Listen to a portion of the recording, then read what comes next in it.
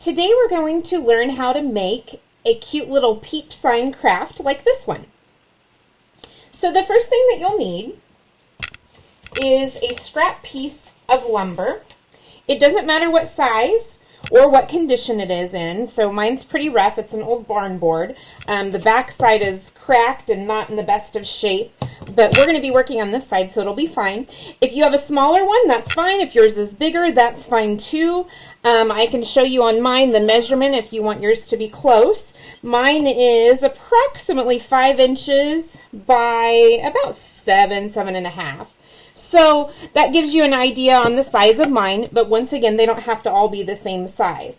So the first thing you're going to do with your board is you want to get a piece of paper and cut it to approximate size of that board so you know how big to make your peep.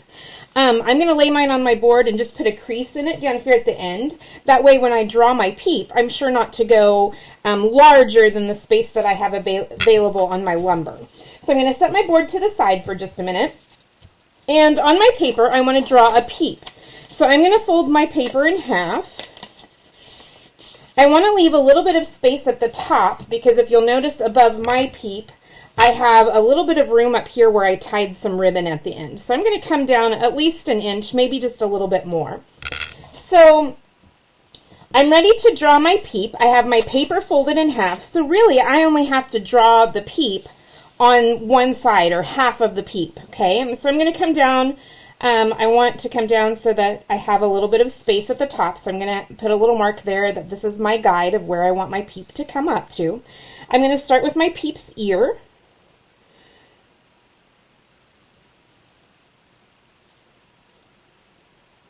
And then I'm going to give my peep a head and a body.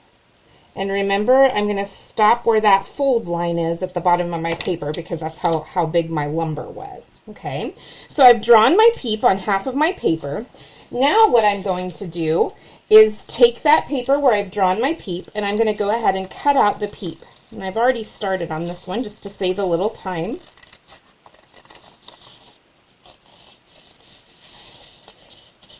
For those of you who don't know what a peep is, it's a very sickening sweet marshmallow bunny with sugar coated on it that you find at Easter time.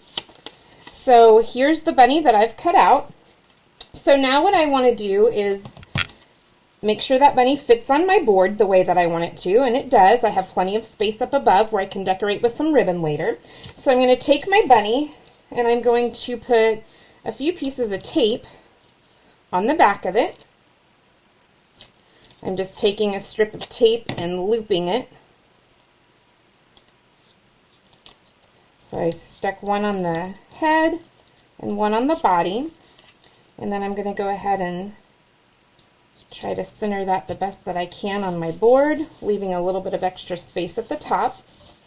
Alright, so I've got that adhered to the board for now. And the next thing I'm going to do is choose a paint color. The sample I showed you earlier, I used a pretty turquoise blue color. This time on this one I chose, this one's called Peony. It's a pink or a salmon color. This is some outdoor paint. You guys can use interior paint depending on where you want to put your decoration when it's done. So this is just something I had available. Remember, if you don't have paint available, I did send you some recipes of how to make your own paint that you can mix up to put on your board as well if this is the activity that you choose to do. You could do the same thing with exterior house paint. You could do the same thing with interior wall paint, whatever you have available. But this is what I'm going to use today. I chose the color pink, so I'm going to go ahead and get a little bit of paint ready. Sometimes I use a palette. Today I'm just going to use the cap to my paint bottle. I'm just going to pour a little bit in there. It won't take a whole lot.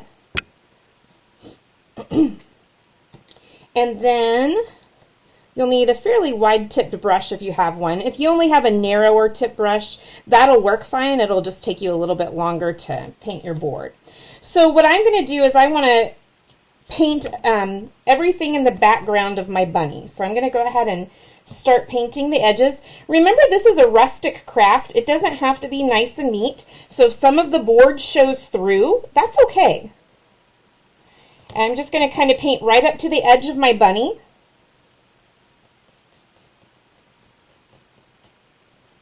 I'm trying to paint in one direction. That will make your paint dry a little nicer.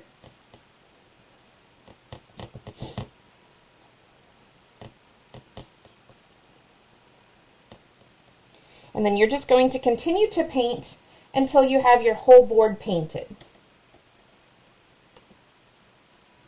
Now, once you have your whole board painted, you can just look around and see if there are any areas that you need to touch up. But your board is going to have a little bit of time for that paint to dry.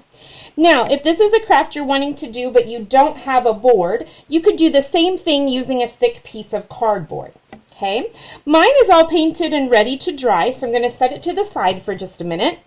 And while that is sitting to the side, I am going to show you how I made the tail for my Easter bunny. So my Easter Peep has kind of a fluffy fabric string burlap tail, just kind of a combination. Yours does not have to be like this. If you don't have burlap at home like I used on mine, you could use other things. So maybe you want your tail to just be simply a cotton ball. If you choose to do yours with a cotton ball, I would just fluff it out a little bit so it's not quite so in the shape of that cylinder so much. Maybe make it a little bit flatter, and then you could glue that onto your bunny instead. Okay, so a cotton ball would be an easy option. Another option would be to create a bunny like this one that actually has a pom-pom glued onto it for the tail. Okay, so those are a couple of options, but the one that I'm going to show you today is similar to this one, where I used burlap and string. So I've already cut my burlap fabric into strips. You'll notice the strips are not even, or they're rough on the edges and they're not evenly cut. That's okay, that's not going to matter. I actually cut a few different colors of burlap. I did some white burlap, some tan burlap, and some pink. And then I just stacked them together. I took a piece of twine, and in the center of my stack of strips, and let me see, I used 3, 4, 5, 6, 7, 8, 9. I used about 10 strips of burlap, okay? So that's flexible. It doesn't have to be 10, but that gives you an idea of what I did. And then I'm just going to tie a knot with my twine right in the center of those fabric strips. Okay, just like that. So now what I want to do is just start spreading those strips out in different directions so that they kind of go into the shape of a circle. Okay, now you're going to notice that my burlap strips are way too long for a bunny tail, so I'm going to have to do some trimming to make them smaller. This part does get a little messy, so you may choose to do this over a trash can. That would probably be the smart way to do it, but since I'm on camera, you get to watch me make a mess all over my desk today.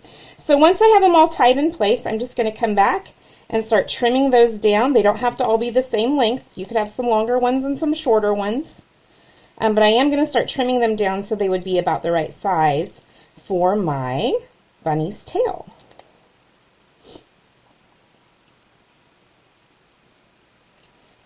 And then you'll just continue to trim all the way around. Like I said, they don't all have to be the same size. It can be approximate. The pink one wants to fall apart.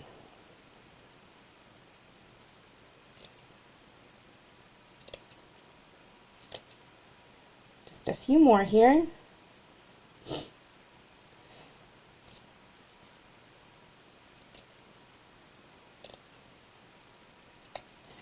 Alright, and then if you have any longer strings that you need to take off there, you can do that as well. Alright, and then I'm just kind of fluffing up those pieces of burlap fabric so I get it more in the shape of a circle. Okay, then let me scoot all my mess out of the way.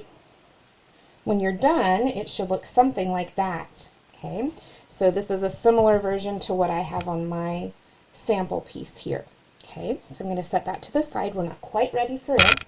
And I'm going to pull back over my board that I painted my bunny on. Alright, so I do see that it's still a little bit of wetness here at the top, so I'm going to try to be careful with mine when I take it off. But what you're going to do next is just carefully grab that paper bunny pattern that you had, and you want to lift that up and take that part off of your board.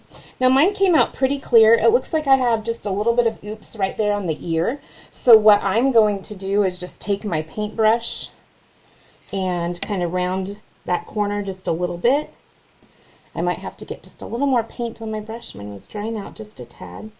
So I'm just going to lightly fix right there where I feel like I had a little bit of an oops. Okay, so I think that did it. All right, so now I'm ready to see if my tail fits my bunny. And I think I like that. I might trim it down just a little bit in a couple places where it looks like it's a little bit too long, but it's not too bad. So feel free if you have to trim yours down more than once, that's okay. All right, see if I like that a little better. I think so. Okay, so now what I'm going to do is take my hot glue gun. Carefully lift this up. I'm just going to put a squirt of glue where I want that bunny tail to go. And then I'm going to stick my burlap tail right there. There we have it. All right, now the next thing that we're going to do is tie the string across the top. So if you look at my sample piece again, you'll notice that it has some twine that I put around the top. If you don't have twine, that's fine. You could use ribbon. You don't have to do anything on yours if you don't want to. So like, for example, this one doesn't have any strings across the top, and that's fine too. But I'm going to go ahead and show you just in case that's something you choose to do with yours. So I've already cut 3 pieces of twine, the length that I need it to go around my board. And I'm just going to lay it underneath. And then I'm going to tie mine off to the side just a little bit. So I'm going to make this side a little bit longer. All right. And then all I did with mine, see if I can do this without getting in wet paint, is I tied a bow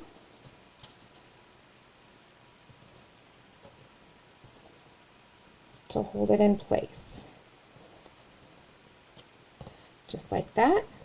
And then when you're done, if you have some strings that are longer than you wanted them to be, just go ahead and trim those down.